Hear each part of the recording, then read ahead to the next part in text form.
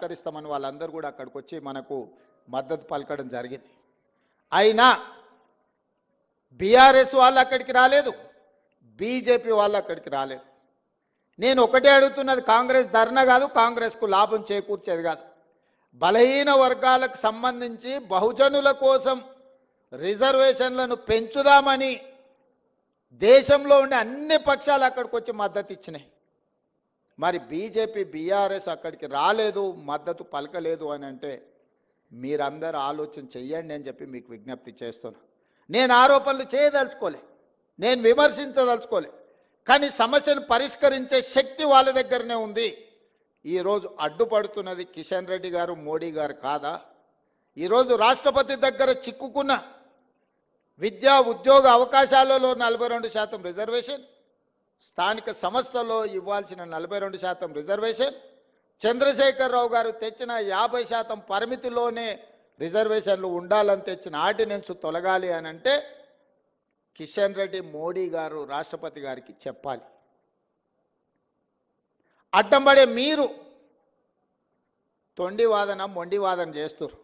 ఇందులో మీరు బీసీ రిజర్వేషన్లలో ముస్లింలను కలిపినరని. చదువుకున్న వాళ్ళు, కేంద్ర మంత్రులుగా పనిచేస్తున్న వాళ్ళు, ఈ దేశంలో రాజ్యాంగంలోనే ప్రొవిజన్ లేదు, మత ప్రాతిపదికన రిజర్వేషన్లకు తావు లేదు. మత ప్రాతిపదికన ఏ రిజర్వేషన్ ఉన్నా 2 నిమిషాలలో సుప్రీంకోర్టు కొట్టేస్తుంది. మేము పంపించిన బిల్లుల్లో కానీ, మేము పంపించిన ఆర్డినెన్స్లో కానీ ఎక్కడైనా మత ప్రాతిపదికన 1% 0.1% రిజర్వేషన్ అయినా ఉందా మీరు చూపించండి అని చెప్పి బీజేపీ బీఆర్ఎస్ నాయకులను నేను అడుగుతున్నా. ఎందుకు అబద్ధాలతోని బలహీన వర్గాలను అడ్డుకుంటున్నారు, బహుజనులకు అన్యాయం చేస్తున్నారని నేను వేదిక మీద నుంచి అడగదలుచుకున్నా. చట్టంలో ఎక్కడా లేదు. నిజంగానే ఒకవేళ ముస్లిం రిజర్వేషన్లను తీయాలన్న ఆలోచన మీకు ఉంటే, మీ సిద్ధాంతమే అదైతే, నాగ్పూర్లో ఆర్ఎస్ఎస్ కేంద్ర కార్యాలయం ఉంటుంది. 1970 నుంచి దాదాపుగా 20-25 ముస్లింలో ఉన్న ముస్లిం మతాన్ని పాటించే సామాజిక వర్గాలకు బీసీ రిజర్వేషన్ మహారాష్ట్రలో ఉంది. మీరు తొలగించగలరా? గుజరాత్, నరేంద్ర మోడీ గారు పుట్టి పెరిగిన గుజరాత్ రాష్ట్రంలో ఈరోజు ముస్లిమ్స్కి బీసీ రిజర్వేషన్లు వస్తున్నాయి. నరేంద్ర మోడీ గారు గుజరాత్లో తొలగించగలరా? ఈరోజు ఉత్తరప్రదేశ్లో బీసీ రిజర్వేషన్లలో ముస్లింలకు సంబంధించిన రిజర్వేషన్లు ఉన్నాయి. ఉత్తరప్రదేశ్ నుంచి ప్రధానమంత్రిగా ఉన్న నరేంద్ర మోడీ గారు మీరు ఉత్తరప్రదేశ్లో తొలగించగలరా? దూదేకుల కానీ, నూరు భాష కానీ, ఇతర ముస్లిం వెనుకబడిన వర్గాలు మొదటి నుంచి బీసీలలో రిజర్వేషన్ ఉన్నాయి. మన దగ్గర కూడా దూదేకులకు రిజర్వేషన్ ఉంది, నూరు భాష ఉంది. అదేవిధంగా బార్బర్ కమ్యూనిటీ, కటింగ్ చేసే వాళ్ళు ముస్లింలలో ఉన్నారు, కుల వృత్తులు, బట్టలు ఉతికే వాళ్ళు ఉన్నారు, దూది నేసే వాళ్ళు ఉన్నారు. వీళ్ళందరికీ కూడా బలహీన వర్గాల కింద రిజర్వేషన్లు ఉన్నాయి. 50-60 సంవత్సరాల నుంచి వాళ్ళకి రిజర్వేషన్లు ఉన్నాయి. ఇవాళ కొత్తగా ఎవరు ఇచ్చింది లేదు. ఈ ముసుగు దొడుక్కొని, ముస్లిం ముసుగు దొడుక్కొని బహుజనులకు అన్యాయం చేయాలి, బహుజనులకు రిజర్వేషన్లు ఇవ్వద్దు అని కొన్ని రాజకీయ పక్షాలు అడ్డుకుంటున్నాయి. ఇవాళ నిజంగానే తెలంగాణ రాష్ట్రంలో మేము ఇస్తే, మేము చేసిన చట్టంలో ఎక్కడైనా ఉంటే చూపించండి. అబద్ధాల ప్రాతిపదికన దెబ్బతీయాలి మా ఆలోచనని, రాహుల్ గాంధీ గారి విధానాన్ని. రాహుల్ గాంధీ గారి మీద కోపం ఉంటే వారి మీద ప్రదర్శించండి. చాలా కేసులు పెట్టారు, ఇంకా 4 కేసులు పెట్టండి. కానీ ఆయన నమ్మిన సిద్ధాంతాన్ని దెబ్బతీయడానికి ప్రయత్నం చేయొద్దు అని చెప్పి కేంద్ర ప్రభుత్వానికి నేను విజ్ఞప్తి చేస్తున్నా.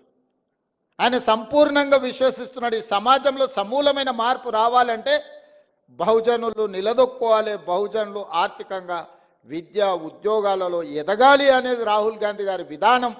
ఆ విధానాన్ని అమలు చేయడమే నా బాధ్యత, మా ఉప ముఖ్యమంత్రి బట్టి విక్రమార్క గారి బాధ్యత.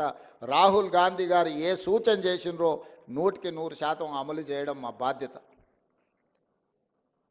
ఇవాళ క్రమంలో వస్తాయి సమస్యలు, మాకు తెలుసు. ఆ సమస్యల్ని పరిష్కరించుకుంటూ ముందుకు వెళ్తాం. సమస్య వచ్చినప్పుడు, సమస్య మీద మేము కొట్లాడినప్పుడు మీరు అండగా నిలబడాల్సిన నైతిక బాధ్యత మీ వైపున ఉన్నదని చెప్పి నేను భావిస్తున్న ఈ వేదిక మీద నుంచి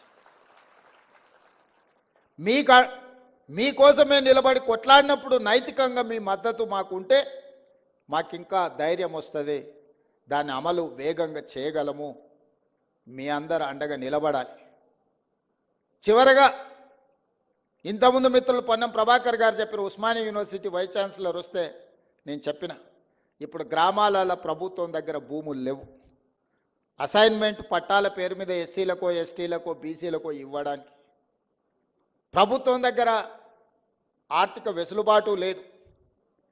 కావలసినంతగా కార్పొరేషన్ల నుంచి మీకు సహాయం చేయడానికి ప్రభుత్వానికి ఉన్న చిత్తశుద్ధి ఒక్కటే, మీరు బాగుపడాలి, మీ తలరాతలు మారాలి అనంటే చదువు ఒక్కటే పరిష్కారం. అందుకే young India integrated residential schools SC ST BC minority పిల్లల్ని ప్రతి నియోజకవర్గంలో 200 కోట్ల రూపాయలతో ఈరోజు డైట్ ఛార్జెస్ కానీ కాస్మెటిక్ ఛార్జెస్ కానీ పెంచి విద్య ఒక్కటే మీ జీవితంలో మార్పు తీసుకొస్తుంది, మీ తలరాతలు మారుస్తుంది. ఇబ్రహీంపట్నం దగ్గర ఉండే మధు యాస్కి గారు ఈరోజు అమెరికాకి వెళ్ళి ఒక గొప్ప న్యాయ కోవిదుడు కాగలిగిండంటే చదువుకోవడం వల్ల కాగలిగిండు.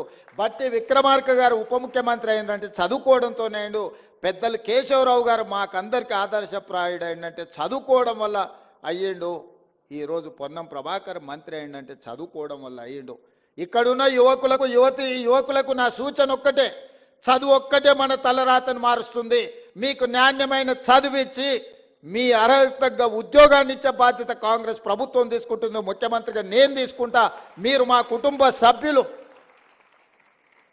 నేను ఎస్సీ వర్గీకరణ చేసినప్పుడు మా మాదిగ సోదరులు, మా మాదిగ బిడ్డ, మా మాదిగ సోదరుడు ఒకవేళ ముఖ్యమంత్రి ఉంటే మాకు ఎంత న్యాయం జరుగుద్దో, రేవంత్ అన్న ఉంటే కూడా మాకంత న్యాయం జరిగింది. 59 ఉపకులాలకు న్యాయం జరిగిందని మాదిగ సోదరులు వాళ్ళ సామాజిక వర్గంలో నన్ను సభ్యత్వం ఇచ్చింది.